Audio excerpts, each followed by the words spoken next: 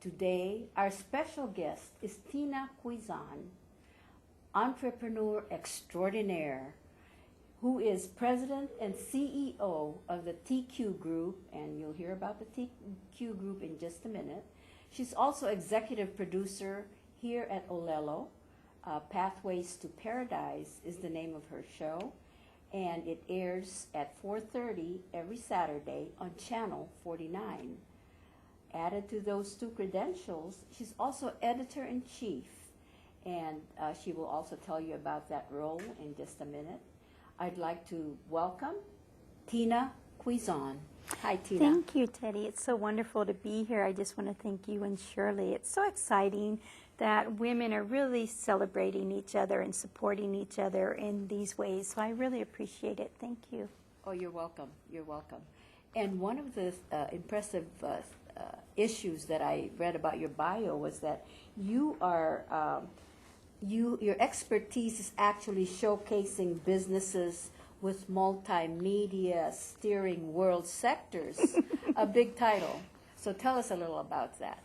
Well, I really think it's important that you recognize what you do. And so whenever I take on a project, I think it's important to focus and appreciate. And I realize that having the television show has allowed me to have a venue to really help guide and influence different sectors, different markets, and also the people that I get to interview. So not only am I learning from them, but I'm able to watch them create where they're going, their pathway. So that's one reason I call the show Pathways to Paradise, because it's your pathway.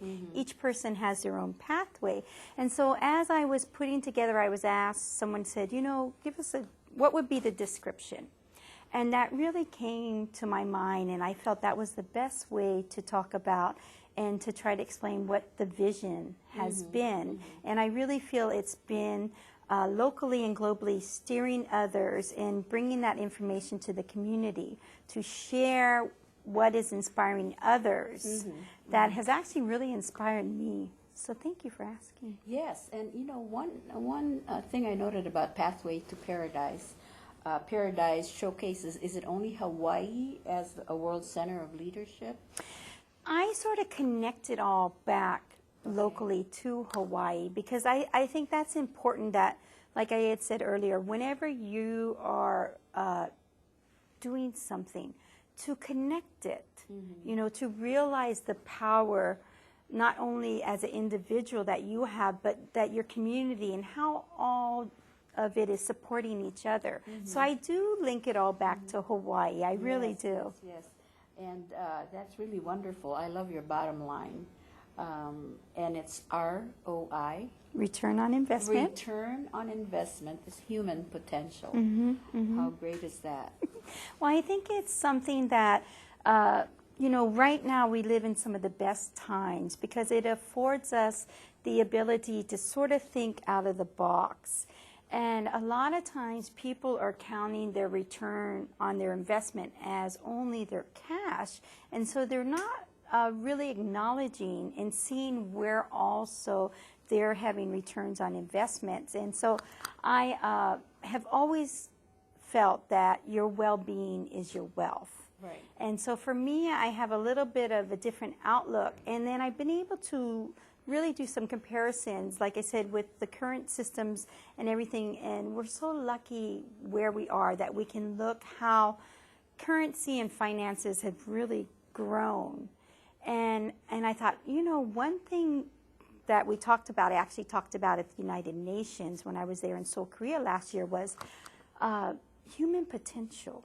How it's not just the bottom line of your cash for your business, but it's also acknowledging the support and the wealth of those around you that are bringing to you and supporting you. So that's why I like to focus on as my return on investment as the human potential, the human capital, because if we only go by a cash flow, we're missing so much, as we can see right now in our current what's going on globally, economically, that if we can start to see the other areas where we're having those returns on the investments, I think for a lot of people, it can really help them with their bottom line, because a lot of people, when that money wasn't balancing in their balance sheets, a lot of people were devastated. And some people even suicidal. So I think that as we broaden our thought process, and we have this opportunity in history right now, that this really helps businesses to see where, you know, that bottom line, if you can look at it in different areas besides just that hard cold cash, then you really, really can see more worth in what you're doing and those around you. And it really helps to keep you inspired. Very, very well put. I love the fact that you're not solely concentrating on the economic issues, and the return of investment, human potential, has such a deeper, profound meaning for many of us. And my first impression when I hear about that is that we all have God-given skills that one needs to develop. And I think that that's the return that you're actually bottom lining, which, I mean, it really touches right here for me. So I think that it's such a wonderful thing. You don't mind my using your acronym? Oh, please. ROI? I think that's so beautiful. So beautiful. Thank you. Now, tell us a little about the TQ group. What is a TQ group? That's me, Tina Quizon. I see. And so that's my initials, the TQ group, because I realized that I have such a broad base that not only with the TV series, I've been asked, and I've done radio before, and then most recently started doing, you know, with the internet and the way things are, I love writing and I love communicating, and I think it's important to acknowledge the handwritten. That's almost a language we're losing, but yet with computers and where internet has gone, it's a whole new venue of being able to get the story out there. So the TQ group is really that multimedia and acknowledging, you know, that yes, I have a TV show, but that TV show also hits the internet and also hits a global audience. And what else does it do? Well, you can connect it with blogs and Facebook and other things, which can turn into writing. And so it's really the conglomerate of what that intellectual property, what my foundation of my vision and mission is the TQ group. Thank you. TQ, that's wonderful. I never related it to Tina Quizon, but that's wonderful. And it says that your expertise is inspiring others to take action. And how do you do that in a global community? I'm blessed to not have to do that alone. It's by women like Shirley and everyone that is around me, because when I actually got the opportunity to start doing the television, I thought, well, if I'm going to do this, how can I really do it to benefit the community, which is sometimes locally, nationally, or internationally. And I thought, oh my gosh, if I can interview the best of the best, it's like going to the best university in the world. I am blessed that within my path, people come along that I'm able to interview about what inspires them. So it's like I'm always learning from that. And I thought, you know, how beautiful to share that with others. So that's really what it is. It's the opportunity to take what I'm learning and share with others. And what a blessing that is. And it's a give and take thing, you know, because not only do I learn, but, you know, then others can learn from what I'm doing. And so I always say that everyone has a genius. And I love telling the school kids this in the morning when I'm watering and they're going their way. And I say, hello, good morning, geniuses. Because we all have an area that we're a genius and we're an expert. But sometimes we're not acknowledging it. We're so busy maybe perhaps seeing the other person's genius that we stop and we forget to reflect. Where is our genius? And so that's one of the things as a return on investment as an individual, that when you start to acknowledge your own genius and then where that connectiveness of sharing your genius is benefiting others, I don't know if I quite answered the question. Yes, you did, and you have such varied forums. You have the media, and you have radio, media print, and broadcasting. So this is really a forum for you. And it's really, it's what an opportunity, you know, and so to not count it as your investment, I mean, I think it really adds a whole new level, and I think that's what social media is doing, and I think women are really good at this. What I love is everywhere I go is joining together with the women, and you know what's so fun is the United Nations ambassador to Bangladesh, Ambassador Chowdhury, Gandhi and Gandhi's grandson. These are things like Nelson Mandela has been saying for years, that, you know, women really bring a different uniqueness. And when we acknowledge that oneness of humanity by putting women also in the forefront, and I think this is why it's such an exciting times right now, is we're really seeing that acceleration of women coming out of their own shell and sharing that knowledge in that global excitement and inspiration. And so as I've gotten to travel, which has been another real blessing, to see where we're growing in humanity, you know, to see how right now there's so many gauges and signs of how much growth we're having, you know, and becoming global. So even though we're individuals and locally here, I think that the world is really starting to have a unity in understanding the connectiveness of thinking out of the box of just your own space. And you're really seeing this global unity come together, where it's not just about your country or your city, but it's the whole earth, you know. And so that time that we have right now is, to me, just really exciting. This is an exciting time. And you are such a multifaceted woman. And I'd like for you to tell our audience about the editor-in-chief role that you have. Amazing, another amazing opportunity. I was asked to start writing for theexplorer.com. And then the gentleman says, you know, I want to make you the editor-in-chief. And I'm going, somebody pinch me. Who gets these opportunities? I have no journalistic, you know, background as far as college or whatnot. It's really just been my life has built my knowledge and the people, again, that I have shared my life with. And so many things happen that it turns into these pinch me moments. And even with just having the community television show, never underestimate the power that one person can have to inspire others, because it has gotten me so many amazing press passes. Wow. Like I said, last year, Seoul, Korea, for the United Nations Business for the Environment, and to be there with world leaders, you know, with the president of Maldives. And he says, I don't care about carbon credits. My little island is sinking.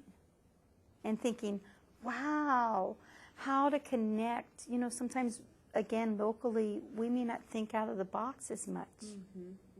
Sony Open in January, I had a press pass. One of the few, probably the only woman out there with the Sony the 170 camera on the green with the guys. Wow. Was so exciting, and I felt so honored. And it's really is that honoring of yourself and others, you know, that I feel creates this energy that allows me to do all these great APEC coming up. And, of course, I have a media pass and we'll be covering APEC. And speaking of honors, I know you recently came back from Asia in New York and was awarded a creative award by the New York International Film Festival. Now tell us a little about that. I am so waiting to hear about this. It's like a movie. I feel like my life has reached a point where it's like a movie in the making. And so I had been covering Dr. Sandra Rose Michaels, who is a magnificent woman, covering things she was doing. And then Dr. Betty Furr, who was the chief of Mount Sinai, now doing other things. I'm following these two ladies and going, wow. And I get the opportunity from Dr. Betty Furr's friend, who made a movie called Finding Francis, to go and cover the story of him bringing his film to the New York City International Film Festival. And I'm given a media pass. And I'm already going, wow, this is amazing, a Hawaii person here in New York covering an international film festival. And the people that are there, I mean, the whole thing is like, and they say to me, when they find out I have a TV show, they say, we've watched some of the show. We want to give you an award. And I'm going, oh my goodness. I feel honored not only for me, but everyone here at Olelo that is doing what I'm doing, because I feel this award is for all of us. It's not just my award. It took so many people. But it was for the creative part of it, a TV pilot. Pilot. Well, I think that is just so wonderful. Amazing. Yeah, yeah, and with and you've created over 130 episodes. That in itself is quite fantastic. Fantastic. And again, it's a group. It's been, allowing myself to have a platform and sharing that platform with others, and bringing that back to the community. Yeah. And you travel so much globally. And earlier on, we were talking about a recent trip that you're going to make to Manila, and it sounded so exciting. And I only got it halfway through the story, and we had to start filming. So now I really want you to share that with everybody out there. This is a continued journey that one reason I was up in New York, I've been asked to follow a group of global delegates, and Dr. Betty Furr and Dr. Sandra Rose in particular, on a journey with the KEY program, which is bringing together the world leaders to help solve the global crises with some financial funding. And so when I was asked and given this opportunity, and I seen the documents, and the documents were delivered to the White House and then carried by Dr. Furr to Manila. And here I am, this Hawaii girl, person, the TQ group, asked to cover this event. I thought, oh my, who gets this opportunity? This feels like an Indiana Jones, Da Vinci Code. It feels like a novel, again, a movie in the making. And so here are my airfare, my hotel, everything, and I'm following the group. And I've just got my little camera, my little, and I said, that's okay. I'll just do the best and keep on writing. And so, again, the venue of the multimedia, allowing myself to be anywhere covering what's going on is really been so exciting. So this is actually a continued story, because I leave this Saturday for Manila. And so the best part isn't over yet. So it's sort of... The best is yet to come. The best is yet to come. And again, it's such a time to see the global leaders joining together to say globally, it's not just what this country or that country. It's time to look how humanity can join to build that return on investment of human potential for humanity. Yes. So that's about the gist of the excitement of it, that I know is going to continue to be perpetuated. So thank you for asking. And you are certainly leading the way for women to make an impact on the universe, not only locally but globally. And I really, really admire you for that. I think that is such a wonderful God-given gift that you have. And it just makes me nostalgic to feel that, woman to woman, that we make such a big difference in this world of ours. So just on a lighter note, tell us a little about your personal life. You have children? You're from Ohio? I have 2 beautiful children, and I have grandchildren also. And so this week has been exciting because my one grandson is on fall break. And so I actually had him here with me yesterday while I was doing some editing. And I've actually let him sort of play with the camera and get used to seeing what that creative energy is. And so I'm really blessed to have a big family and have the support not only of my mom in the mainland, who I really feel sort of was the builder. She was such an inspiration. When she was in her 50s, after my last brother graduated and flew the coop, she joined the Peace Corps. Wow. Went to Africa in Botswana at a time where they had had a 7-year drought. And she went there to help them learn new skills because they were used to doing things one way as farmers and as herdsmen. But with the drought, it had really sort of had them to have to reflect and figure out, well, what can we do now? And so they had other crafts that they weren't really thinking about. And she helped them to think about how can they market what their current situation would allow with the drought.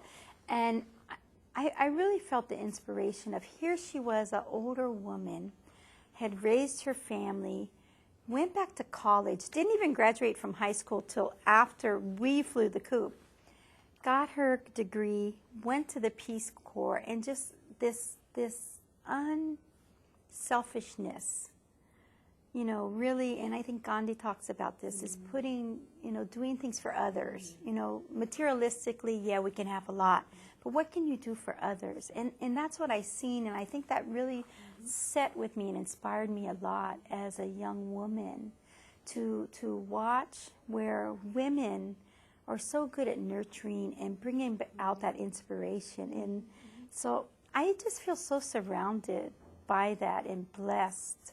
So personally, I do a lot of reflection with my family and with my situation in my community. And so my community is part of my family. Well, obviously, the apple doesn't fall far from the tree because you had joined the military, you had mentioned earlier. And you were in the Navy, was it? I am a veteran. That was my college, I call it. I feel like I sort of grew up here in Hawaii. I was in the Navy at Barbers Point.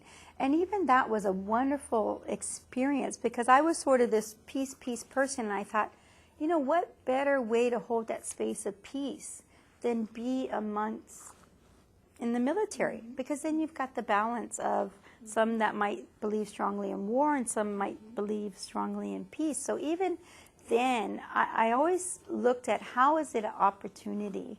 And then I tried to always in my mind say, if I'm going to do something, how can I do it at my best? And then look towards others that are being the lead and have the courage. Because I think as entrepreneurs, and we're all entrepreneurs in some way, we're risk takers. And so when you can look around and see who's taking the risks and what's inspiring them and how do they hold that focus. Like I said, it's just really an amazing time to... Well, as a very inspirational entrepreneur, you've certainly taken advantage of every opportunity that came your way. Unlike other women who are given opportunities, they don't really know or know the difference when to grab it with both hands and just go for it. And like you say, you know, you're such an inspirational woman. I really, truly enjoyed really speaking with you, Tina. And is it okay to give you the handle TQ? TQ is fine. So cute. That's also an advertising for your group, right? Yep. So, yeah, come back anytime and grace our stage here. And we will be happy to continue on your future journeys. Tell us about the Manila trip when you come back. I will, and I'll be writing about it. So if you check on my blog, tinaquizon.com. And then I've got a few shows about it, but thank you.